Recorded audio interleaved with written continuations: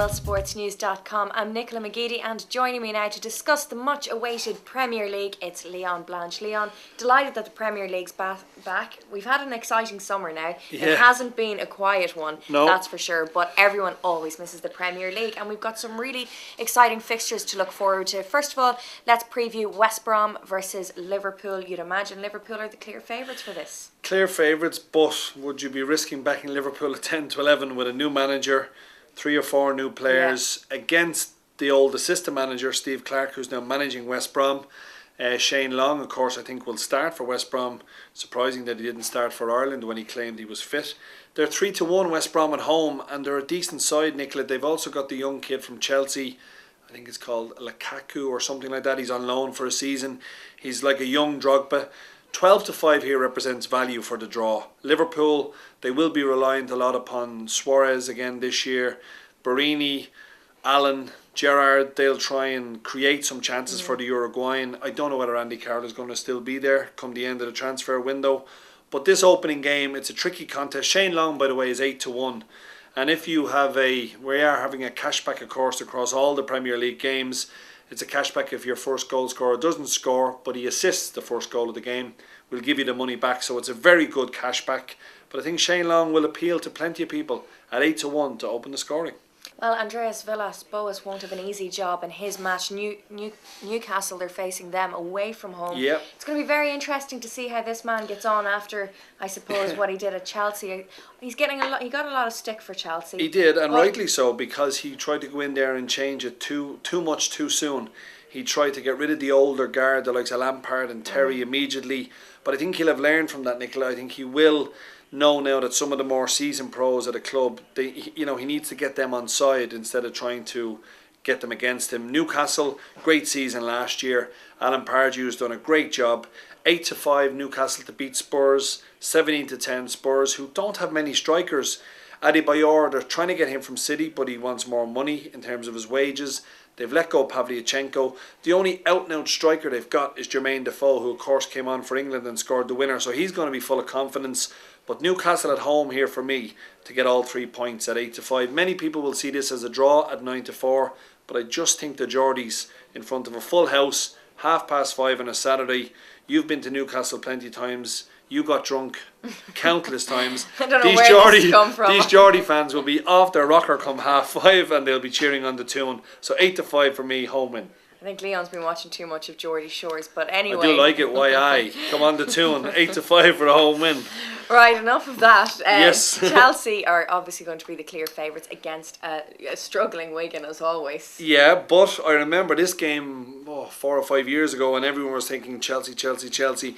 It took a Hernan Crespo super goal to win it. But Chelsea, they looked good last week in the Community Shield. They were down to 10 men, so the game was non-existent after that. But Torres, very important, he scored first goal. He's my man. 7 to 2 to open the scoring. I'm going to be backing Torres myself. I think he's going to have a great season because Di Matteo is going to pick him as his number 1 striker. 2 to 1 on Chelsea. It's short, Nicola. 6 to 1 Wigan. James McCarthy, great to see him play well last night for Ireland in the 3-man midfield. The draw of 3 to 1. Chelsea for me to win it, but 2 to 1 on. It is skimpy, but Torres is the bet at 7 to 2 to open the scoring. And if you fancy him to be top Premier League scorer, 10 to 1, I think he's going to have a great season this year. Well, of course, the next game, Man City, who obviously won the Community Shield last weekend, are against newly promoted Southampton. The question is, how many goals are City going to get? I don't think who's going to win is the question. No, here. Definitely not. This is going to be a whitewash. Southampton, you wouldn't have picked a more difficult game for your opener in the Premier League. The 2 Argentinian guys up front, Tevez and Aguero, both 3 to 1 to score the first goal. Take your pick. It's going to be one of them. City to hammer Southampton, and City, I think, will be very hard to beat again this year. Although the next game we talk about, one man has made Manchester United now a different proposition altogether. But City certainties against Southampton. I'm going to go with Aguero to open the scoring at 3 to 1. Yeah, and over 2.5 goals. I know there was some nice prices there, so log on to the site to see it. But I think that will represent a bet. I think it was just... It could well, I mean, this could be 4 or 5, couldn't it? Or else, the first game, they might just win 1 or 2-0. But I just have a feeling the way City played last week, Tevez with a wonder goal. I think he's going to be very important if they're trying to maintain and retain the Premier League title. Well, for me, and I think most punters, the match of the weekend will have to Yeah. be between Everton and Man United. Everyone wants to know how Robin van Persie is going to fit in with the squad. I'm a United Very fan. I'm simple. delighted Yeah, with this very signing. simple. I think he's going to fit in very nicely. Yeah. We're going to have a lot of goals. Yeah, this won't be a problem for Van Persie. I mean, God, Van Persie and Rooney together. Dream team. I think it's Well, a it team. does. It does. Football needs good people like these. It sends shivers down the spine, I think, of every other back four in the Premier League, because Van Persie, he can play up front on his own. Rooney can play up front on his own, but they can also drop in behind each other. Yeah. So I think they're going to work very well. They're two top class players. The likes of Danny Welbeck, I'm sure, is going to be a little bit put out of joint because he was looking as if he was going to start. Will he start? Probably not. Van Persie, for me, is a cracking signing for United. He's now cut into 15-2 from 10-1 to be Premier League top scorer. He got 30 Premier League goals last year. That's a impressive serious amount of goals. The one question mark I'd have about him is if he gets injured. He has had many injuries before. Last season was kind of his first free run. He was non-existent at the Euros for Holland, as were most of the Dutch team, but he is a class act. Yeah. United at 5-6.